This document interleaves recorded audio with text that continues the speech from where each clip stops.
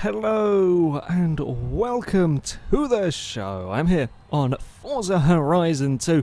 I'm going to be having a go with another rally car build. My vehicle today, it is the Jeep Wagoneer, because why not? Why not have a go with this great off-road truck thing? It's got wooden paneling on the side that can't be painted over. I like it. Yeah, I figured this would be a very, very silly vehicle to go and build up to S1 class and see how it does. Trucks have tended to fare okay. They tend to be fairly easy to drive, but then they tend not to be particularly quick. They tend to be quite heavy.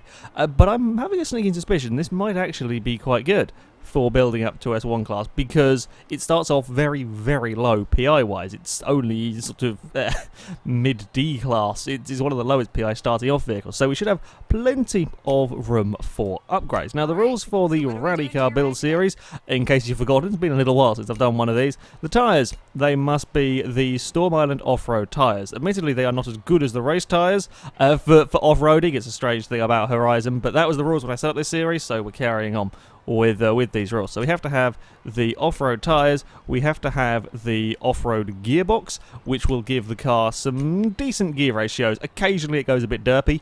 Normally it gives us some decent short gear ratios. The track's not particularly long that we go and race around. And we have to have the off-road suspension that makes bugger all difference. I was expecting it to at least lift it up a little bit. That's with the... I mean, okay, yeah, it does start off with quite a high-riding truck, but okay. Off-road suspension then. Should hopefully let it deal with the bumps and so on. That's the theory, at least. Not always, but that's the theory. And then the rest of the upgrades are up for me to decide to make it into S1 class. The first thing that I'm going to do is tyre widths. What can we get on here? 265s on the front, and I suspect being four-wheel drive. Oh, the cars have to be four-wheel drive as well. This thing starts off as four-wheel drive.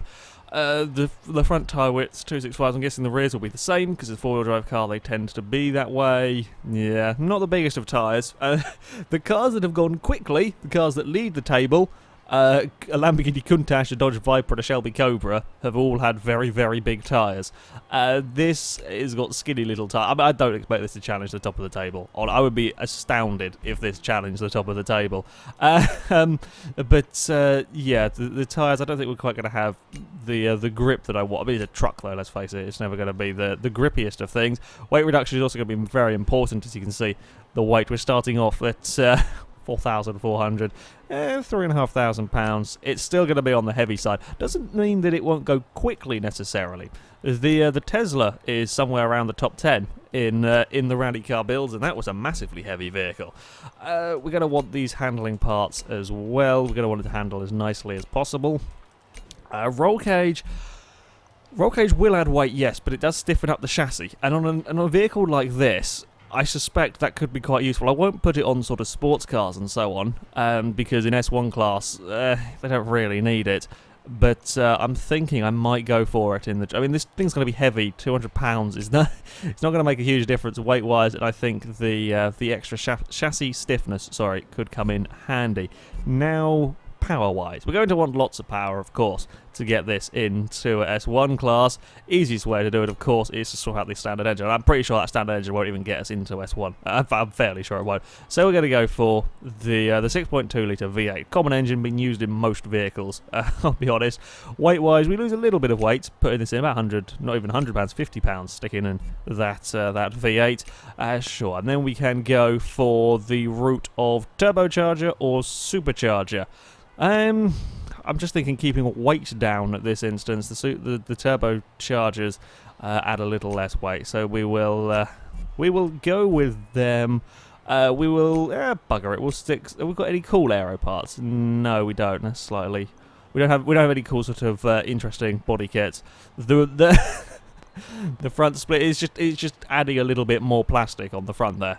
That's what it's doing, or you can remove the whole thing. I think to be fair, I'm not sure this is going to make a huge difference, but as this is likely to be a handling issue car, then we'll go for it, bugger it. And I'm guessing the rear thing is just remove the plastic bumper, sure. We'll go for it. It's dropping some weight out, and we're going to want as little weight as possible. One of the big upgrades for dropping weight, I didn't realise until building some cars fairly recently, exhaust. Exhaust drops huge amounts of weight out of the vehicle.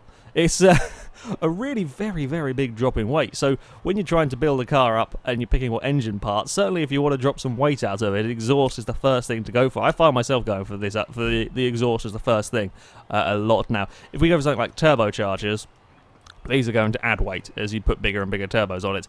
A little bit concerned actually at the moment. We're halfway through S1 class and we've only got 565 horsepower. Now the other trucks we've had, I think the Shelby Raptor we had was up to 900 horsepower. So little bit concerned actually at the moment that we may have a slight lack of power.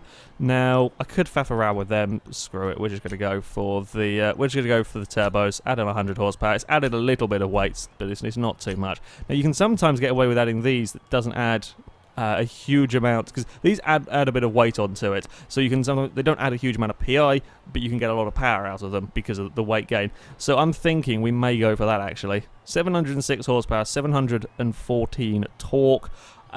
We are 3,600 pounds, but it was never going to be a lightweight. The Superleggera Wagoneer. It's got wood panelling on the side of it. What do you expect from it? We'll go for it. We'll go for that one. Yeah, otherwise we're not going to get anywhere near that power and torque figures. I think I think that could be useful. Right, that is our car. 706 horsepower in the Jeep, 714 torque, four-wheel drive. Hopefully, should survive the bumps quite nicely. Fingers crossed on that one. Yeah, time to take it to our old testing ground. Been a while since I have raced one of these vehicles around here. It is the Forest Broad circuit, where I have got 5 laps to go as quickly as possible. Here it is, good old test track. There are a couple of very, very big jumps that I'm hoping we will fly nicely over. I'm not filled with confidence, I'll be honest. Look at the aerodynamics of this thing. I'm not sure it'll fly nicely, but I'm hoping we can fly nicely over the jumps, and there's some fast corners as well to challenge the car. Lap time-wise, the fastest car ever to go around here, the Lamborghini Countach, a 59.2. I very highly doubt we're going to be challenging that. The fastest SUV, I'm just having a quick look before we start. So what's the fastest SUV we've had? The Dodge Ram Runner did a 1 minute 1. The Lamborghini LM002 a 1 minute 1.8. So Ram Runner 1 minute 1.6, Lamborghini 1 minute 1.8. That's where we're aiming for with the with the Jeep. Can we get it to be the fastest SUV? I actually got really good turning into that first corner. That is not what I expected from this. I expected there to be a mile of understeer, because this is not really a handling car. This is handling it's very lively. It's a very lively Jeep. What's going on? Now the first of the big jumps. Flies very nicely through here. Round the turn at the bottom. Well, the faster cars are taking around 100 miles an hour through that turn flat out. This was nearer to 90, but I was never expecting it to be a speed monster necessarily. I'm amazed with just how well. This does not feel like a £3,500 truck.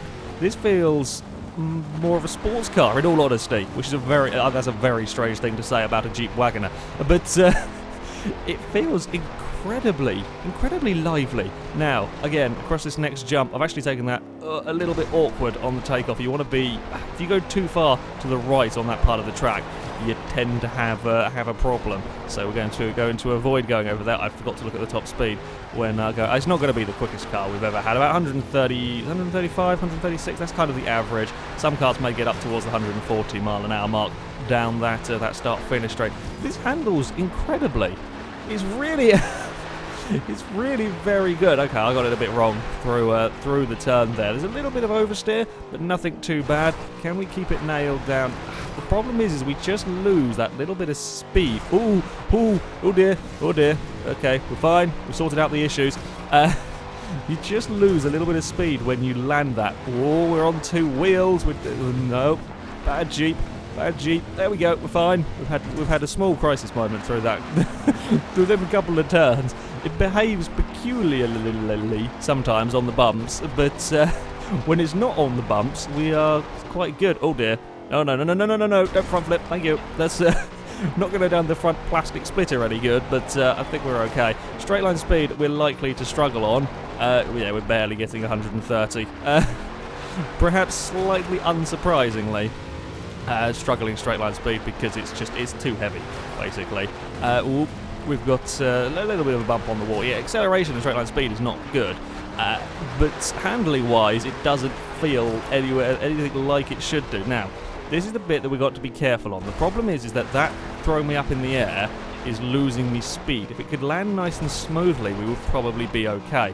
It's 92 miles an hour through there as opposed to the 100 and something miles an hour we've had the faster cars go through.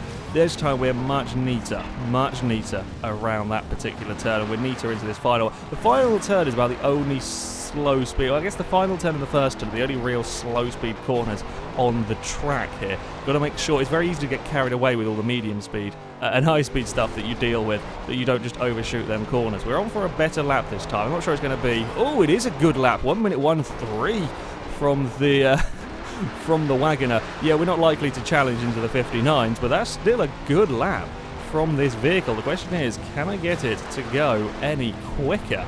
I don't know, maybe we can. We'll chuck it into this next corner here, try and run the barrier a little bit. I don't want it to slide too much. The minute I start sliding, I'm going to be losing time, so we don't want to be doing that. We have a huge bounce on the landing, 96 miles an hour, getting quicker through there. I was a little bit out of shape. Oh, and across them bumps. That's not what you want. Not what you want your Jeep to be doing. We're approaching this corner sideways. Oh, we were on for a really good lap, and I fluffed that turn up completely. Turned in a little too soon, got it caught on the bumps. Yeah, fluffed it massively. And then we have, if this had a bit more, if it had a 900 horsepower that the Shelby Raptor had and could keep it in S1 class, this would absolutely fly. It's just that little bit down on acceleration that hurts it. I don't think that was good. It was on for a better lap, I think. But yeah, 132 miles an hour up towards the first turn. It's not groundbreaking. It's still not too bad. I think it's just the acceleration, the tiny bit of acceleration that we lack with this vehicle. Run it towards the trees and then try and keep it close to the barrier without sliding too much. I think that's pretty neatly done. Then hit the landing quite hard. Yeah, we lost a little bit more momentum through there. Yeah, not quite sure how best to get that landing. We've got a huge amount of skill chain going on as well at this precise moment in time. Now, this was where I fluffed it up last time and that was much better. That was pretty much perfect from the Jeep there. 126,000 just from racing normally, and then I've fluffed up this final corner. We were definitely on for a quicker lap. I'm annoyed by myself now.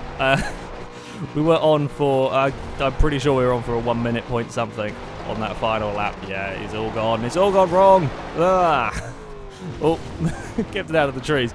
Still, a 1:01.3 is a damn good lap time. It makes it the fastest SUV ever to go around the rally track, and I have no doubt if I hadn't got carried away, we would have got it a little bit far. I'm annoyed by that now. This Jeep Wagoneer is massively impressive, I have to say. It handles so well. For such a, okay, £3,500 is not the heaviest vehicle we've ever had around here, but for such a large vehicle, I wasn't expecting it to drive as nicely as it does. It's yeah, really quite remarkable. Really rather quick as well. Not too bad straight line speed. Handles the turns very, very well. There's no understeer. Tiny little bit of oversteer when pushed really hard, but very, very manageable.